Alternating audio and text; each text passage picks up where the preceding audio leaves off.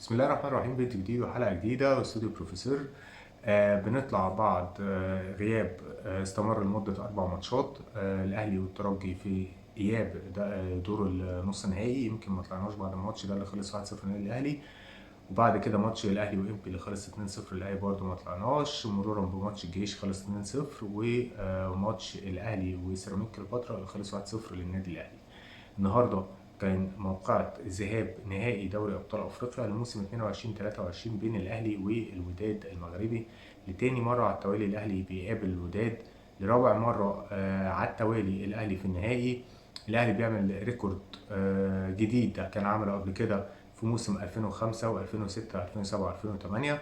كسب أول بطولتين، خسر التالتة، خسر 2007 وكسب 2008. الأهلي ظروف تقريبا متشابهة، كسب 2020 و2021، خسر 22، والنهارده في الذهاب بيكسب 2-1، وماتش العودة يوم الأحد اللي جاي إن شاء الله. طيب، أنا واحد من الناس اللي بتفرج على الماتش حالي حال أي مواطن أهلاوي مواطن مصري، بنزل أتفرج على قهوة وسط الناس وانفعل وأشوف الماتش من وجهة نظر مشجع، ومن وجهة نظر محلل صغير كده على قدي. الاهلي ما فتش في التشكيله، لعب مصطفى شوبير الاجهز في حراسه المرمى، قدامه سرد باكين منعم وياسر ابراهيم، وكان مهم ياسر ابراهيم في الماتش ده. الباكات بتوعك معروفين، معلول او هاني. نص الملعب ثلاثيه معروفه ومحفوظه، عباره عن مروان عطيه في نص الملعب، يمينه ديانج، شماله حمدي فتحي. الهجوم بيرسي تاو، حسين الشحات، ومحمود عبد المنعم كهربا. اول 10 دقائق من الماتش الفرقتين ركابهم بتخبط على الجيران، يعني الفرقتين متوترين الاثنين، يعني محدش فيهم ليه الافضليه ولا اي حاجه. واحده واحده الاهلي بدا يدخل الماتش، بدا يسيطر على الماتش سيطره تامه. نادي الوداد مقفل تماما ورا، والاهلي بيحاول ولكن دون جدوى. بتيجي الكره الكهرباء مره بتترد له سهله جدا قدام الجول، بيحطها في ايد الجول كيبر. مرة تانية الحكم بيحسب ضربة جزاء ويرجع فيها لأنها مش ضربة جزاء. مرة تالتة حسين الشحات بيحاول إن هو ياخد ضربة جزاء ما بتمشيش مع الحكم. مرة رابعة الوداد بيروح بكرة حقيقية بينقذها مصطفى شوبير باقتدار. في المرة الخامسة بقى مع نهاية الشوط الأولاني 1 2 1 حلوة من حسين، التو طويلة قوي من حمدي فتحي، بدل ما حسين الشحات كان ياخد التو يروح للجول.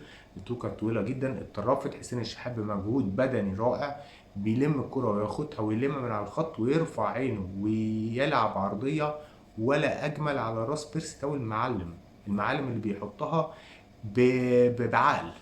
يعني هو مش هيدر، ومفيش هيدر في الاهلي ولا اي حاجه، لكن هو لعيب كوره كوير بجد. بيرسي تاو اللي مستواه اتطور كتير جدا جدا في اخر شهرين، يمكن مع مارسيل كولر بعد ما كان قاب قوسين او ادنى انه يمشي من النادي الاهلي. وكان كله بيقول عليها صفقه فاشله، وانا اول واحد قلت الكلام ده. بيرسي تاو النهارده بيثبت، مش النهارده بس، بيرسي تاو من ماتش سان داونز ماتش الخمسه وهو بيثبت انه لعيب كبير جدا في النادي الاهلي.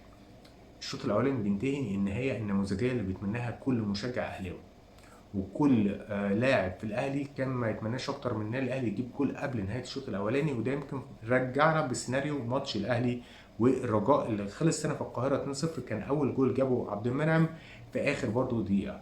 وسبحان الله القدر بيبقى رحيم بالنادي الاهلي، حتى كمان انه ما يجيش في جول التعادل، لان الاهلي بعد الجول الاولاني بتاع بيرسي تاو عمل فاول على حدود ال 18. كره اتشاطت صعبه جدا على مصطفى شوبير، ولكن هو مسكها بثبات شديد جدا. وانا بحيي مصطفى شوبير على ثباته الانفعالي في الماتش، وان هو ما كانش مهزوز وما كانش متوتر، وده شيء صعب جدا. واعتقد ان الاخصائي النفسي بتاع النادي الاهلي لعب دور كبير جدا في ظهور مصطفى شوبير بالشكل الممتاز ده. بيخلص الشوط الاولاني، بندخل الشوط الثاني سايبين الكره اكتر للوداد اللي بيحاول على استحياء. وعكس سير المباراه، هاني بيعمل لهم باص حلوه جدا لحسين الشحات اللي بيستغل خروج الجول بشكل خاطئ، بيلعبها لورا لعبد المنعم كهربا بيشوط كوره في الجول قويه جدا، المدافعين ما بيعرفوش يطلعوها. سيناريو ممتاز للنادي الاهلي. بعد ربع ساعه من الشوط الثاني انت 2-0 2-0، مفروض تهدي اللعب تقدر تروح بالتالت. في الوقت ده الاهلي ركب نفسيا الوداد، قدر انه يسيطر على الجيم، قدر انه يخرج لعيبه الوداد من الجيم تماما. قدر ان هو مش ما هقولك انه بيخلق خطوره، ولكن هو كان بيقدر يقطع الكره في اقرب نقطه ممكنه، وكان بيفسد كل هجمات الوداد، ولاعيبه الوداد نفسها نفسيا وقعت نفسيا. بعد الجول الثاني ب 10 دقائق كان لازم تدوس على الوداد بالجول الثالث على طول. ما حصلش ان انت استغليت الفرص بتاعتك. في المقابل الوداد بيروح باكتر من كوره بتتشاط بيصدها مصطفى شوبير بشكل كويس، كوره تانية بتتشاط وكله قال لك دي جول، دي جول بتيجي في بطن القايم، وسبحان الله تخرج بعيد عن الخط وبعدين تقوم خارجه ضربه مرمى. يعني الكوره دي جول مليون في المية. ولكن مارسيل كولر هنا كان لازم يتدخل بتغييرات في نص الملعب، ينزل لعيب فريش في نص الملعب يسند مع علي معلول لما لقى المدير الفني التاني رماله نجم لعيب سريع، لعب على معلول بشكل قوي جدا بشكل ممتاز. علي معلول بيتسبب بنسبة كبيرة جدا في جول لنادي الوداد، بيرجع له البطولة تاني وبيدخله نفسيا. في امتى بقى؟ في دقيقة 85. في دقيقة 85 الوداد بيجيب جول مهم جدا جدا جدا ليه، واقول لك ان الجول ده ممكن يبقى السبب ان النادي الاهلي ياخد البطوله ان شاء الله باذن الله. انا شايف ان الماتش خلاص خلص، الوداد جاب جول هنا في القاهره، نتيجه 2-1، يعني نتيجه ال 1-0 تكفي الوداد انه ياخد البطوله للمره الرابعه في تاريخه والثالثه على حسابك انت كنادي اهلي. ودي طبعا قمه العار ان فريق بيعمل تاريخه على قفاك لا مؤاخذه. طيب ايه المطلوب؟ الماتش خلص 2-1. ناس كتير شايفه ان الاهلي هيروح يتحط فيه جول ويخسر بسيناريو 2017 او 2022. لو احنا شايفين كده يبقى ما نروحش نلعب من دلوقتي، او ما نتفرجش على الماتش، او ما نشجعش النادي الاهلي، لان الكوره فيها كل حاجه ومفيش حاجه اسمها اصل الفريق ده كعبه عالي والفريق ده ليه افضليه والفريق ده لا. انا شايف الوداد النهارده فريق متاح انك انت تقدر تصطاده بسهوله، هو فريق مالوش ملامح حقيقيه في التاكتكس، يعني ما تحسش ان ليه فكر حقيقي. يعني فريق سان داونز فريق كوره جماعيه وتحرك من غير كوره وكل الكلام ده، معلش بس دوشه بس. ولكن فريق الوداد مالوش هويه، ما تقدرش تقول عليه فريق دفاعي ولا فريق هجومي، فريق منظم ولا فريق عشوائي. هو بيعشوق في اللعب، بيجرك انت لان انت ما تبقاش عارف هو عايز ايه من الماتش او بيلعب باي تكتيك. فريق لفت انتباهي جدا انه ما بيعرفش يعمل البيلد اب من تحت، بس فريق برضه لفت انتباهي انه شرس في المناطق الهجوميه، ما عندوش لعيبه عندها كره قويه، ولكن هو فريق جماعي، هو فريق عنده اطوال، وفريق دايما بيكسب الكرات العاليه، فريق بيخسر الكره الثانيه. فهو ميكس، ملوش ملكه ملوش ماسكه ملوش اي حاجه. فرقه زي دي انت تروح يبقى هدفك ان انت مش تتعادل ولا ما تجيش فيك جول، لا تحط جول الاول وتحطه في كورنر قدام جمهوره. الاهلي قادر انه يكسب الوداد في المغرب، قدر انه يكسبه، مش انه يتعادل معاه تعادل ايجابي او تعادل سلبي او نقفل او نلعب زي حتى ما لعبنا قدام الرجاء اصلا. وده كان فكر عقيم وفكر خطا جدا ان احنا لعبنا بجيم سيء جدا قدام الرجاء او كلحنا كرويا قدام الرجاء ما كانش عنده اسلحه قويه وكان اقل كتير جدا من الوداد. لكن الوداد ما ينفعش انك تكش قوي معاه، ما ينفعش انك تكش قوي معاه. الوداد تروح تهاجم بعقل، تهاجم وتأمن نص ملعبك، تنوع في الثلاثيه بتاعت نص الملعب دي.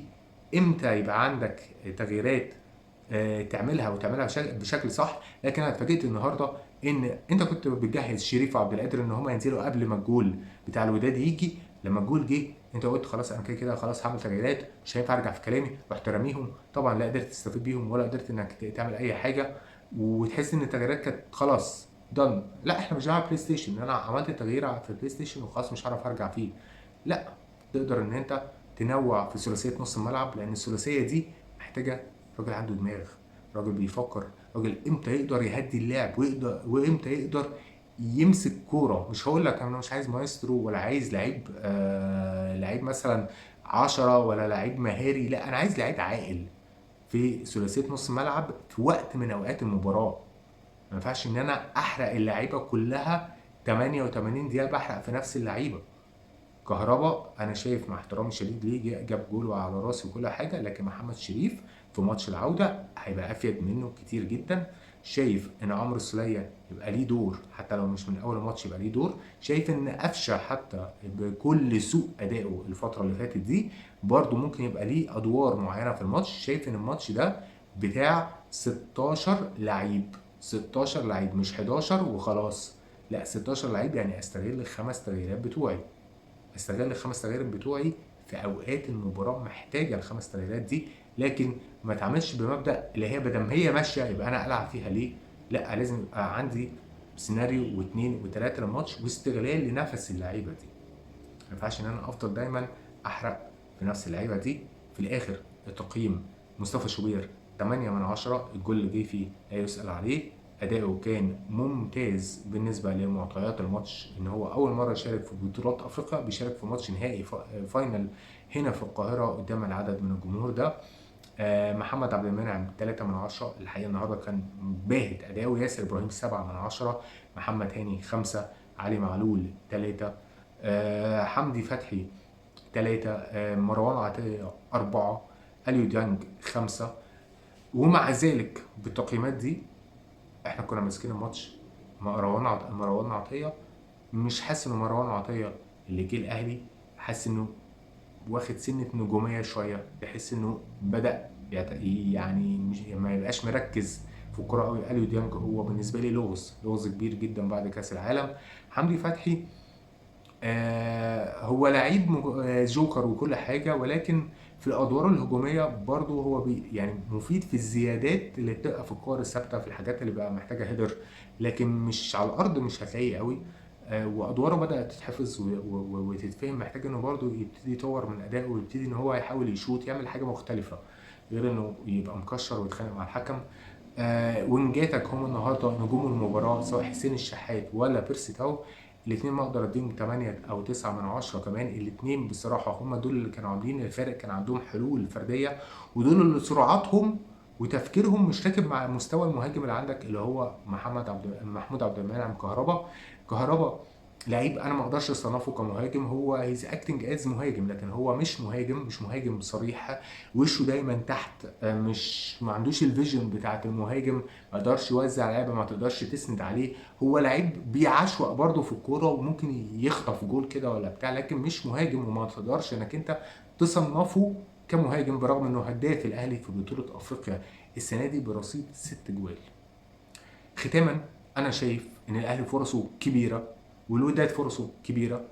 الاهلي يقدر وقادر برجوله، ورجوله مش ان انا اتحمرق في الماتش بتاع، وتركيز، وتلعب 90 دقيقه يا قاتل يا مقتول، ما فيهاش. ما ينفعش ان فرقه الوداد تاخد البطوله الثالثه على قفاك يا نادي يا اهلي يا جيل. في من اللعيبه اللي خسرت في 2017 و2022، الشناوي، سوليه، رامي ربيعه، الناس دي خسرت من الوداد في البطولتين دول. ما ينفعش انها تخسر لثالث مره. لازم مارسيل كولر يذاكر الماتش من دلوقتي، يقفل على لعيبته. جمهور الاهلي لازم يبقى مصدق اللعيبه دي. مش هقول لك روح الفانيلا الحمراء ولا الشعارات دي، ولكن الايام اثبتت لنا ان الاهلي قادر ان هو يعدي اللي يوصل النهائي، وان القاره الافريقيه ما فيهاش الفرقه المرعبه اللي تخاف منها غير سان داونز بس. سان داونز بس هو الفرقه اللي اقدر اقول عليها فنيا اعلى من الاهلي، غير كده الباقي كله شبه بعضه. ومفيش فرقه تخوفك، انت تخاف من مستواك مش من مستوى الفرقه اللي قدامك. اشوفكم على خير ان شاء الله بعد مباراه العوده، ونكون معانا 11. السلام عليكم.